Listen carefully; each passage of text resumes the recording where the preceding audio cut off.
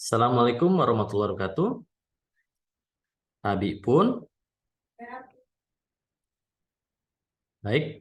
Hari ini kita akan membahas tentang bagaimana model interaksi pada augmented reality, terutama kaitannya apa sih yang dimaksud dengan marker dan markerless ya. Saya akan share materinya. Oke, jadi ini materi yang cukup lama dari Doc Bowman ya, untuk computer science, tentang augmented and mixed reality. Jadi secara umum kita mengenal bahwa augmented dan mixed reality itu bisa dibilang sama ya, di mana augmented reality itu adalah versi 1, mixed reality itu adalah AR versi 2. Itu banyak dikenal seperti itu. Kenapa seperti itu? Karena model interaksinya ya.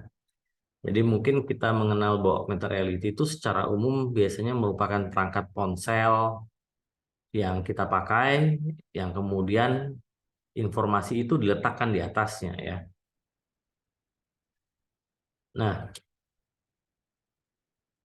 jadi ini contohnya ya. Contohnya seperti ini. Ini adalah mixed reality di mana informasi tersebut itu disematkan pada objek di dunia nyata ya. Di sini kita bisa lihat bahwa posisi dari tentara itu ditandai dengan warna biru, kecuali tentara yang sedang istilahnya tidak berdaya ya, download soldier itu dia ditandai dengan warna oranye ya. Dengan begini kalau kita menggunakan perangkat seperti HMD, HUD atau istilahnya eyepiece ya untuk melihat informasi augmented reality pada saat dalam hal ini ya latihan perang ini dilakukan, kita bisa tahu posisinya ada di mana. Bagi yang sering main game mungkin biasa melihatnya, oh iya, kalau itu ada minimap yang menunjukkan lokasinya ada di mana. Kemudian biasanya di setiap karakter kalau orang yang main game RPG itu ada apa? Ada nama dan health bar ya, main Mobile Legend misalnya atau MOBA ya, itu ada informasinya di atas karakter gamenya. Nah ini kalau di dunia nyata seperti itu kan sangat informatif. Kita tahu dia sehat atau tidak, ya kemudian dia butuh bantuan atau dia sedang melakukan apa itu bisa ketahuan ya. Itu gunanya augmented reality sebelum memperkaya realitas. Oke, ya jadi augmented reality bicara tentang sistem di mana sudut pandang si pengguna itu diperkaya dengan dunia nyata. Nah, kalau mixed reality ada objek virtual yang ditambahkan. Nah, sekarang kita lihat ini secara umum mixed reality continuum ya. Paul Milgram yang kemudian oleh Mrs. Smith diuji ulang di tahun 2021 dan masih benar ya.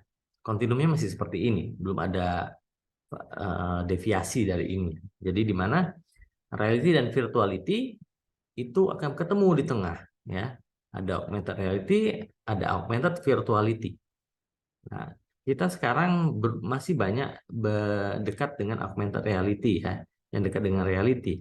Kalau augmented virtuality itu nanti sudah seperti kalau apa ya? Kalau di media itu, di media film mungkin lebih dekat ke seperti Minority Report ya, pas nggak ya? Atau Unincorporated, ada tuh filmnya, film TV seri, itu bisa kalian tonton. Nah, oke, di mana dia bisa digunakan augmented reality? Ada pada maintenance, ya, untuk perbaikan, untuk perawatan, itu cocok sekali. Bahkan kalau yang menarik gitu ya, saking minimnya generasi muda dan juga insinyur ya di daerah-daerah Eropa itu, ada beberapa pembangkit di Eropa itu yang di maintenance penuh menggunakan robot, di mana insinyur yang dari jarak jauhnya mengendalikan robot tersebut dan memahami ruang menggunakan augmented reality. Ya, kalau saya nggak salah, eh, coba cari di videonya di YouTube itu Tom Scott ya, dia tunjukkan itu ya bagaimana dia mengunjungi suatu pembangkit listrik murni menggunakan drone ya. Kemudian digunakan untuk pelatihan. Pelatihan tidak terbatas pelatihan teknis ya. Tapi kalau di kita mungkin pelatihan yang paling cocok untuk AR ini seperti pelatihan K3. untuk menunjukkan benda berbahaya, misalnya itu di mana. Dengan mudah kita menunjukkan jalur evakuasi, nah, cocok. Tourism ini beberapa sudah dikembangkan ya, kita kembangkan untuk Lampung, untuk situs-situs pariwisata, kemudian juga kemarin juga tahun 2021 ya, saya juga ada bina ya untuk virtual tour, itu ramai dikembangkan di Indonesia. Kemudian konstruksi ya, desain. Nah, ini banyak digunakan sekarang itu terutama untuk melihat blueprint dari sistem bangunan nih. Jadi kalau sekarang ya, kalau sekarang itu di Indonesia pun itu sudah diwajibkan kalau kita mau membangun sebuah gedung itu plumbingnya ya, pipa air ya, saluran airnya, kemudian saluran pembuangannya, kelistrikannya ya, itu sudah harus ada desainnya. Nah, bagaimana kalau kita bisa petakan ya semuanya itu, komponen itu ada di mana saja, jaringan listriknya, kemudian juga jaringan apa, pipa air segala macam yang sudah jelas ada di mana, ini akan sangat mudah untuk memberikan instruksi kepada pekerja lapangannya ya, buruh eh, bangunan, dia dengan mudah, oh ini yang dimaksud oleh mandor untuk meletakkan misalnya saklar di sebelah sini, berarti saya harus membangunnya begini-begini. Itu jadi lebih jelas. Saluran air yang mudah diidentifikasi, dan jangan salah, karena kewajiban blueprint itu harus ada pada setiap bangunan ya. Ini nantinya pada saat bangunan tersebut direnovasi akan mudah untuk dilakukan perbaikan. Karena secara desain dia ada informasinya, dan kalau augmented reality-nya ada, kita bisa tahu, oh ini nih ada yang bocor nih, coba kita lihat secara augmented reality jalur pipanya di mana nih yang bocor, dugaannya di sini nih, kita cek. Nah, itu bisa seperti itu. Kemudian battlefield information display untuk perang ya, untuk perang, walaupun itu semoga tidak pernah digunakan. Nah, ini yang menggunakan head mounted display. Sekarang bentuknya sudah jauh lebih kecil. Kalau kalian, bentar saya eh, coba cari tentang big screen ya. Jadi big screen HMD. Big screen HMD itu sekarang ukuran tuh sangat kecil. Beratnya itu hanya di angka 200-an gram ya. Untuk ilustrasi begini. Berat perangkat yang dipakai ya, misalnya pakai Oculus ya, pakai Oculus Quest atau Meta Quest yang populer itu masih di angka sekitar 800 gram ya. Kacamata yang saya pakai ini beratnya sekitar 75 gram ya. Jadi 200 itu sudah sangat ringan, luar biasa ringannya ya.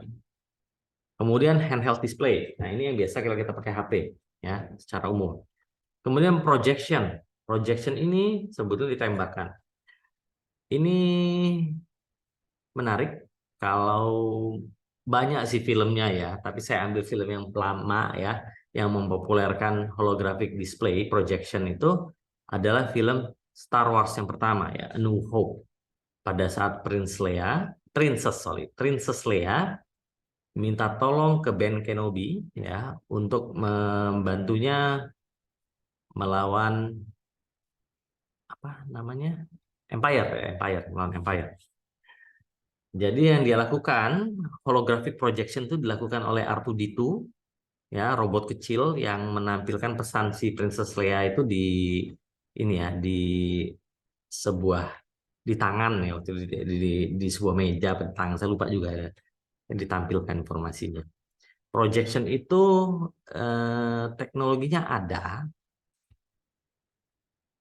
Nah, rahasianya itu adalah dengan menggunakan proyeksi cahaya dan partikel.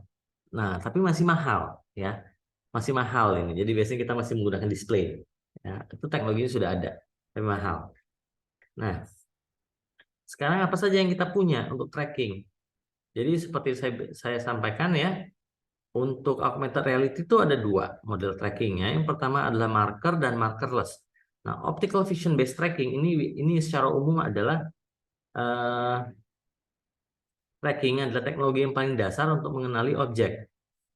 mudahnya kita menggunakan jangkar ya di dunia nyata yang mudah dikenali oleh citranya mudah dikenali oleh sistem. Nah, teknologi yang ada adalah AR Toolkit ya.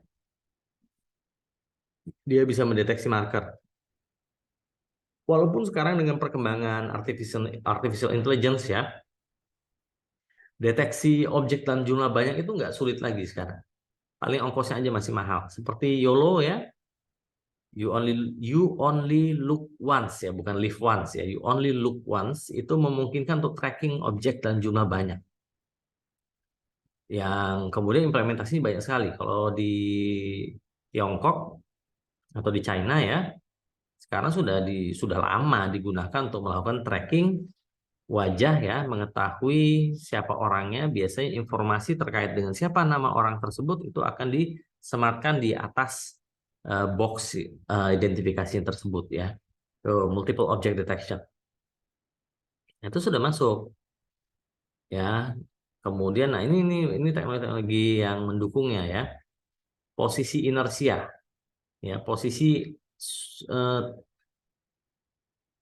posisi objek tersebut terhadap sumbunya ya. Rotasi pada sumbu X, rotasi pada sumbu Y, rotasi pada sumbu Z itu juga menentukan. GPS, titiknya berdasarkan satelit, ya, itu banyak. Nah ini dulu, sekarang nggak ada lagi. Dulu pakai backpack system, ada komputer dibawa kemana-mana ya, pakai HMD, kemudian dia ditampilkan informasinya. Tapi secara umum teknologi masih sama.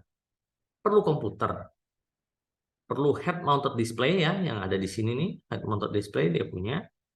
Kemudian harus ada inertial tracker untuk menentukan posisi sumbunya di mana. Ya, rotasi terhadap sumbu dan rotasi perpindahan yang terhadap sumbu ya.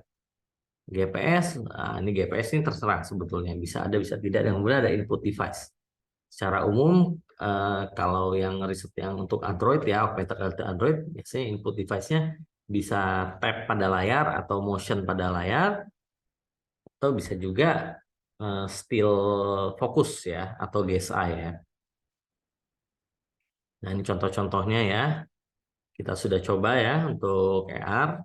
Cara buatnya ini tinggal dia disematkan pada dunia nyata. Jadi mengenai dunia nyata, jangkarnya di mana, kemudian dia objeknya diletakkan ya. Nah, oke. Kemudian, nah ini adalah mixed reality interface. Ya, misalnya gimana interface-nya? Umumnya interface-nya itu selain interface yang ada pada ini ya, pada UI secara umum, di mana pada layar itu disematkan objek-objek, misal tombol close gitu ya, atau tombol menu, yang biasa kita lihat pada aplikasi di komputer, termasuk di mobile phone. Nah, dia juga ada interface yang sifatnya itu disematkan pada dunia nyata, ya.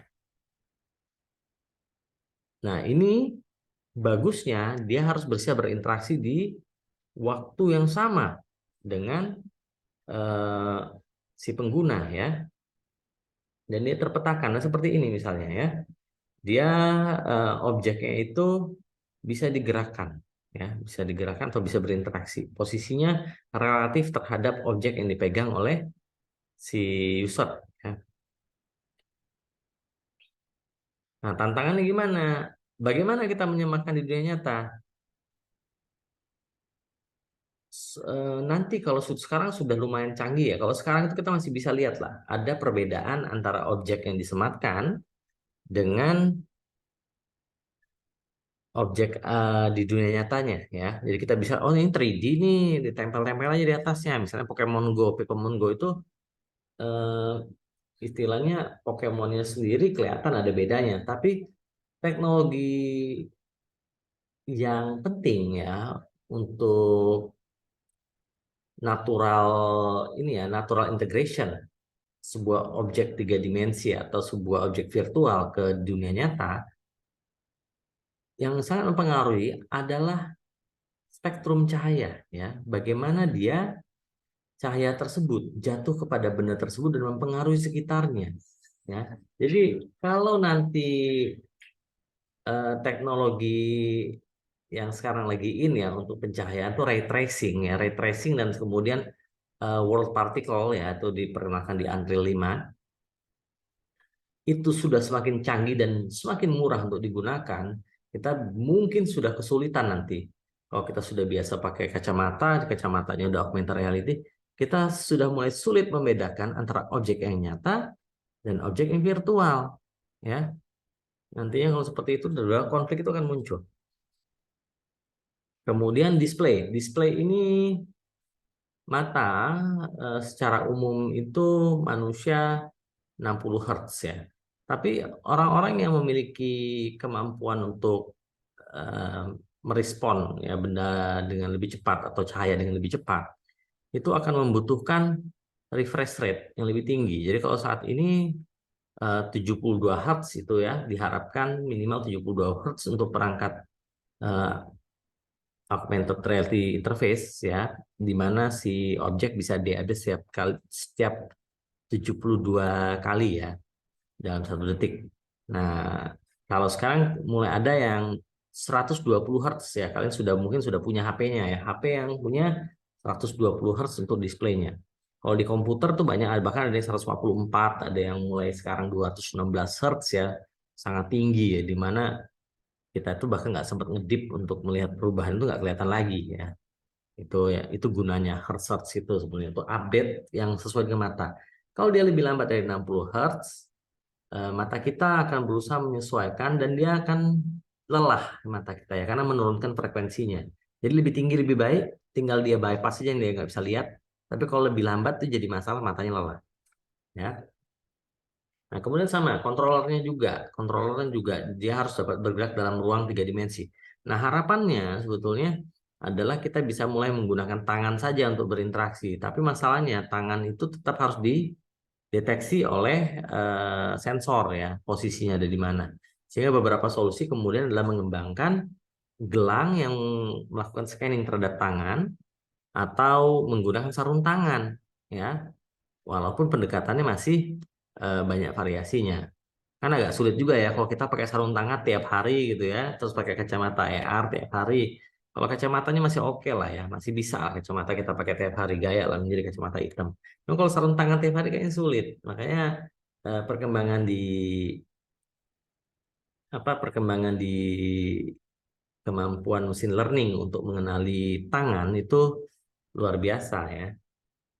Dan sensor-sensor seperti lidar ya, laser ya, itu kalau dia bisa lebih canggih itu lebih lebih bagus lagi. Kita mungkin nggak perlu berada di depan mata, tangan itu di samping pun dia akan bisa berinteraksi kan. Nah, kemudian objek-objek virtual untuk interface itu dia harus hadir ya, terdaftar 3D virtual object itu pada lingkungannya, lingkungan nyata ya. Dia harus bisa dilihat melalui head mounted display. Moga-moga semakin kecil ya, semakin lama saya bisa pakai kacamata seperti ini sudah HMD gitu ya, sudah bisa mengenali objek, virtual objek. Dan kemudian juga sensor juga sudah semakin canggih, bisa mengenali posisi 6 degree of freedom ya, di mana rotasi terhadap sumbu XYZ dan kemudian perpindahan terhadap sumbu XYZ. Dan kemudian interaksi dapat dilakukan ya. Interaksi terhadap objek 3 dimensi tersebut bisa dilakukan ya. Dan aplikasinya ada pada visualisasi, kemudian pedoman ya, penunjukan jalan, dan kemudian cara pelatihannya. Nah, yang berikutnya adalah informasi tersebut harus berkaitan dengan dunia nyata. Jadi kita jangan dunia nyata itu kita melihat sebuah misalnya kue gitu ya. Kita lihat kue di depan mata kita, informasi yang disajikan adalah walaupun dia disematkan, tapi sebetulnya eh, paper tentang augmented reality misalnya. Nah, ini nggak nyambung itu. Berarti si kue tersebut tidak diperkaya, tapi cuma dijadikan marker untuk paper tadi itu disematkan di dunia nyata. Ya. Jadi interaksinya adalah dia harus bisa memanipulasi eh, jendela informasi tersebut ya menggunakan augmented reality, dan kemudian aplikasinya dia harus context aware. Konteksnya apa nih? Saya berinteraksi dengan apa ya? Sehingga informasi yang disajikan juga atau informasi atau hasil interaksi kita itu harus berdasarkan konteks yang ada. Jadi kalau kita tiba-tiba ya berjalan, kita kemudian berada di stasiun bis, harusnya konteks aware. Oh, ada di stasiun bis. Informasinya disajikan, kemudian di tanda berhentinya ditampilkan berapa menit lagi bisa akan sampai. Misalnya seperti itu ya. Nah, kemudian apa nih tantangannya kalau info browser ini? Eh, Pertama ya, informasi ini dia harus disajikan sesuai dengan konteksnya. Ya. Disematkan di dunia nyata seperti ini misalnya. Ini kita sempat kembangkan juga untuk perpustakaan ya. Informasi itu bisa disajikan tapi masih dalam rak ini isinya informasinya apa ya. Nah, ini sama ini. Kemudian interaktivitas terbatas. Jadi maunya juga begini. Oke, informasi ini disajikan ya. Gimana caranya kita mau ganti informasinya dan kemudian mungkin mengganti informasinya saya mau lihatlah secara rinci rak ini isinya apa. Itu sulit, memang tantangannya sulit. Kalau kita kan mudah aja. Kalau kita pakai di komputer, kita buka sebuah halaman web, kita tinggal klik tombol untuk interaksi atau kita blok. Misalnya saya mau copy nih, itu mudah, ya. Saya mau tambahin yang baru, klik klik klik klik beres. Tapi kalau di augmented reality bagaimana caranya menambahkannya? Ya, oke lah. Misalnya, oh saya bisa Pak buat objeknya ya. Misalnya kita angkat tangan kita, ada pilihan menu untuk membuat eh, objek benda. Tapi kita misalnya buat bola, buat kotak. Ya udah kita buat kotak, kotak. Nah, misalnya kita mau tambahkan ketikan informasi, teksnya ini apa? Nah, kalau misal nanti kita mau ketik, itu kan sulit. Kita masa mau mendapatkan input baru yang bernama keyboard. Paling ke depannya itu adalah menggunakan voice recognition. Jadi kita bicara untuk diketik ya. Nah, semoga ini semakin canggih karena saat ini saja saya ngetik eh, pakai Google Keyboard itu mudah sekali. Ya. Misalnya. Ya, bentar.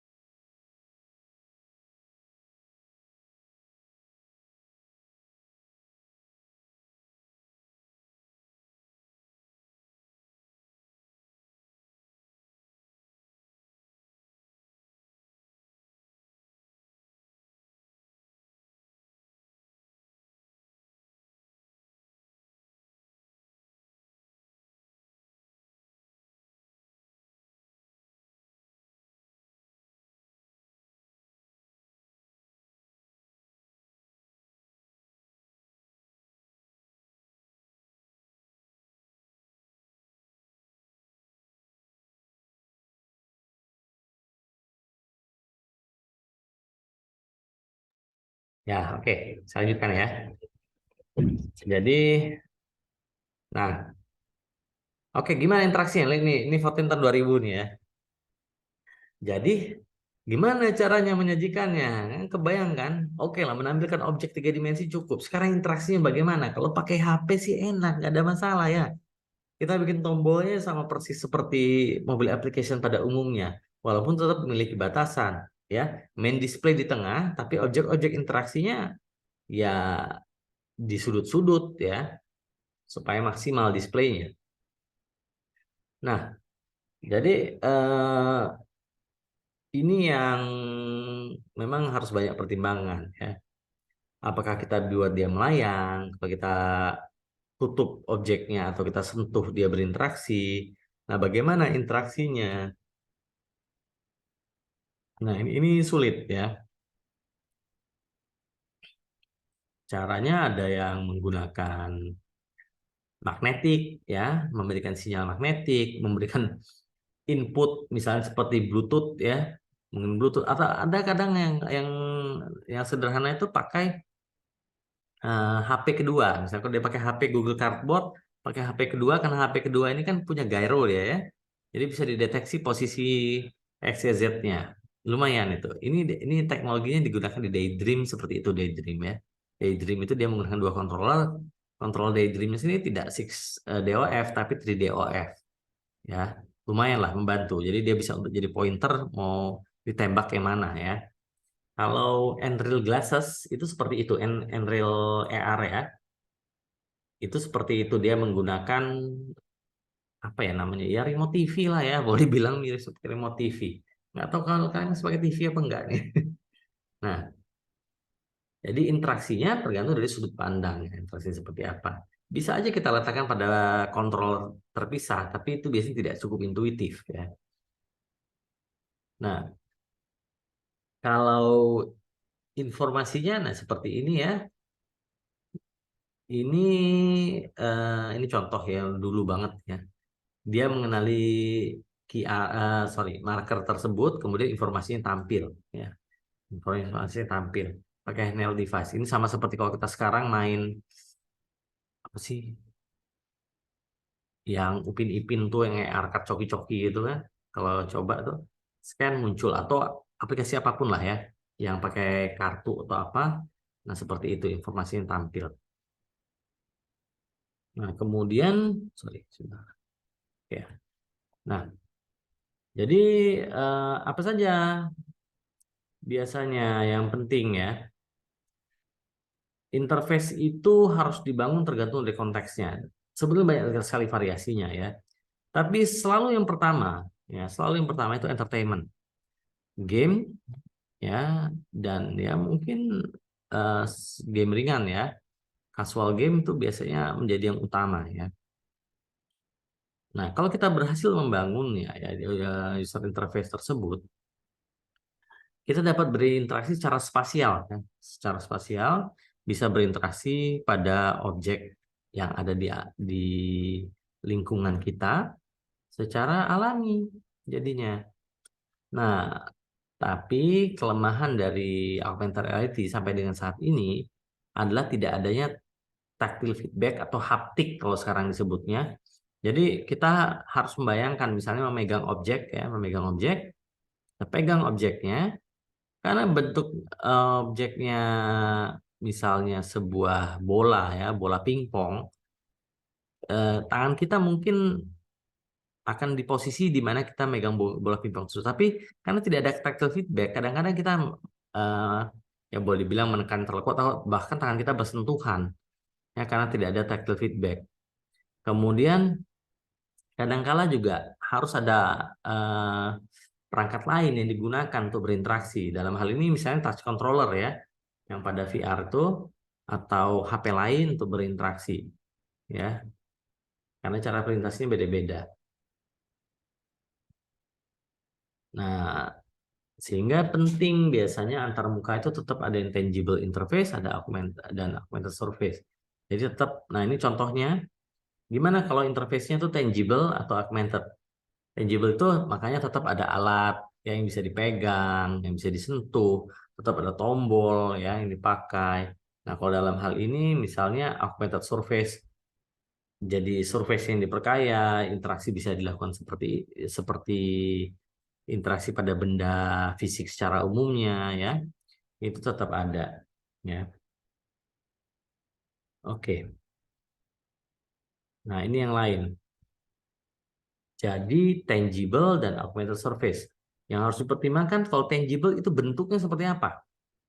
Ada yang bentuknya lens secara umum, ada yang bentuknya Python ya. Jadi ini contoh-contohnya. Ada yang bentuknya tray, dia bisa diletakkan di atas tray ya, bisa berinteraksi dengan traynya. Ada yang pendel, sesuatu yang bisa dipegang. Ada instrumen ya bentuknya. Kalau graphical UI misalnya pada augmented surface bentuknya harus seperti apa? Window, icon bentuknya bisa berinteraksi dengan icon. Ada menunya harus seperti apa? Handle. Nah, ya begitu kita gerak bisa digerakkan apa tidak. Slider ya. Ada yang baru-baru ada dial, yang model dial ya, itu tangible UI maksudnya. Itu banyak. Ya. Nah, ini contohnya, ini interaksinya kalau implementasinya itu surface table ya. Saya nonton film Hawaii Five-O, tapi yang baru, bukan yang jadul ya, jadul tahun 60-an. Hawaii Five-O itu karena sponsornya itu Microsoft, dia selalu menggunakan meja yang bisa berinteraksi. Jadi mereka diskusi di atas meja gitu.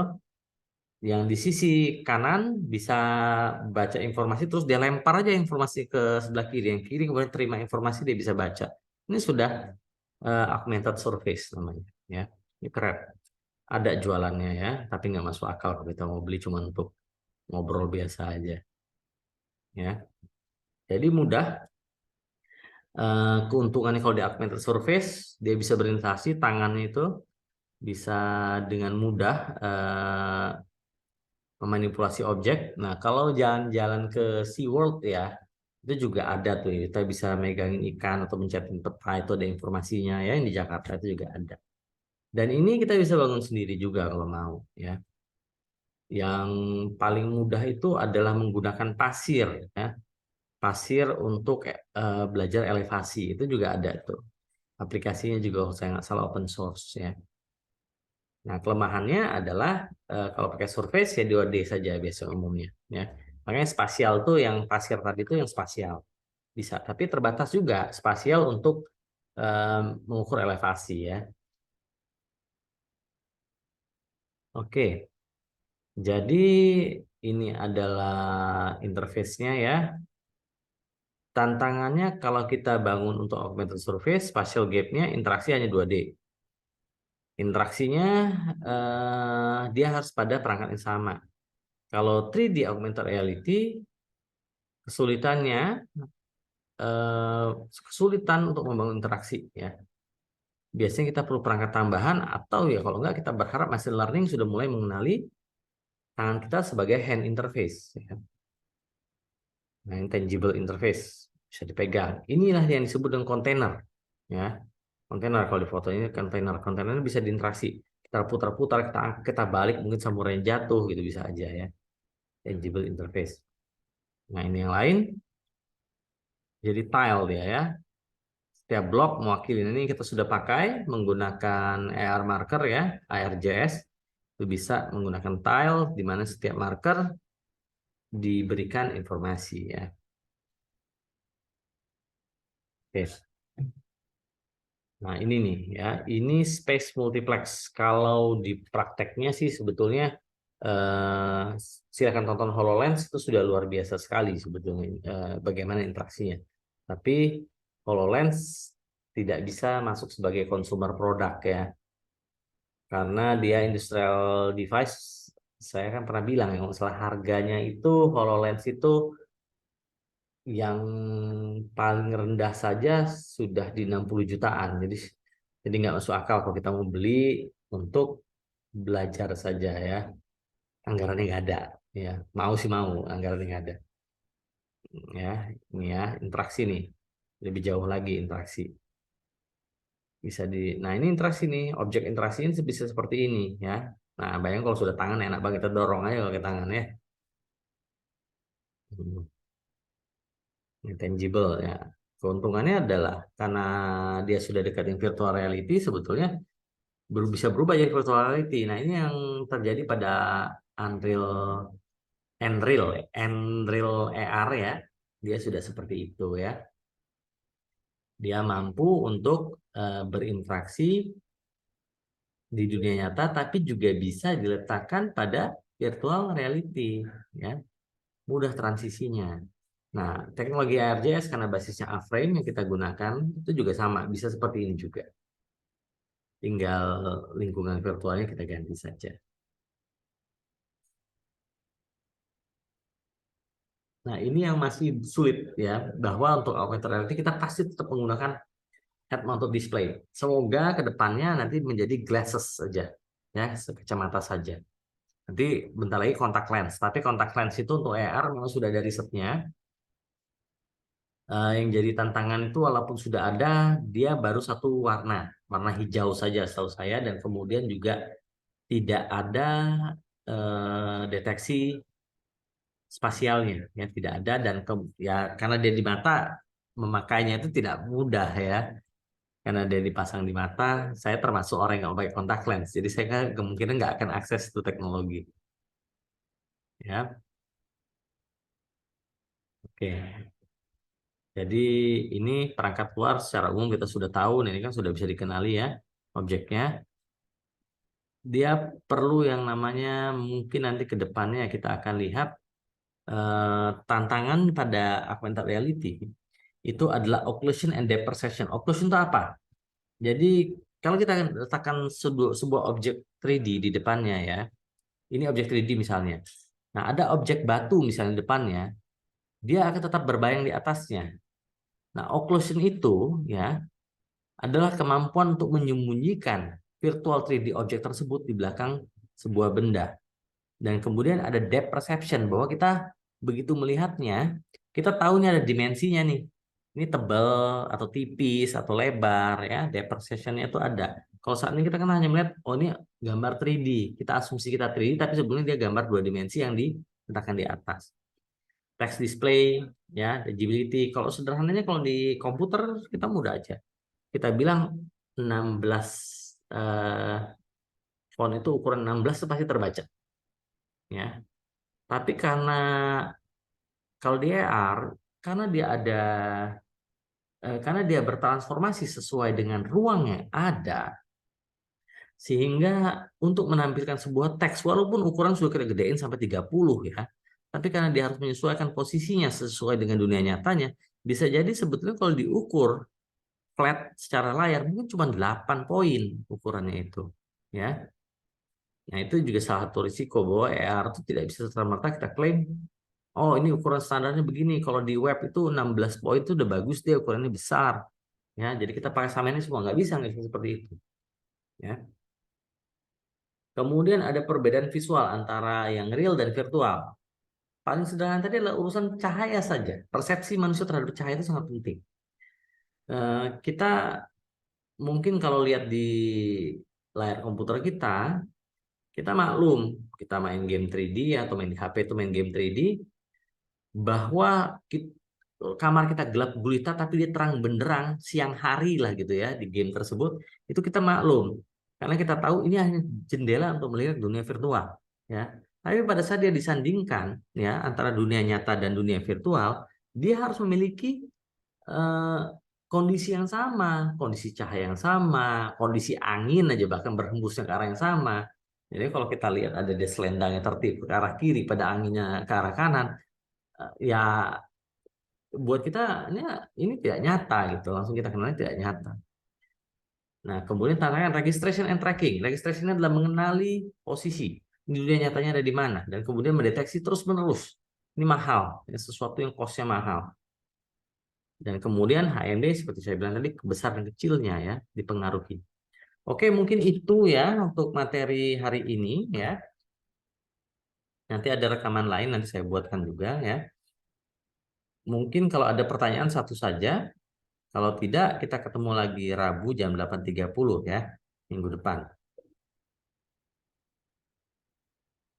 Oke, cukup ya. Baik, dengan demikian saya akhiri. Wassalamualaikum warahmatullahi wabarakatuh. Tabik Bun. Waalaikumsalam warahmatullahi Waalaikumsalam warahmatullahi wabarakatuh, Pak. wabarakatuh. Terima kasih ya. Sebentar, jangan keluar dulu. Saya izin saya foto sebentar ya. Iya, Pak. Cuma untuk catatan aja kok. Bentar, saya stop dulu. View galeri. Ya, oke. Apa-apa. Nggak tampil, nggak apa, saya mau foto aja. Ya. Oke, baik. Terima kasih. Sampai jumpa minggu depan ya. Mari saya akhiri ya.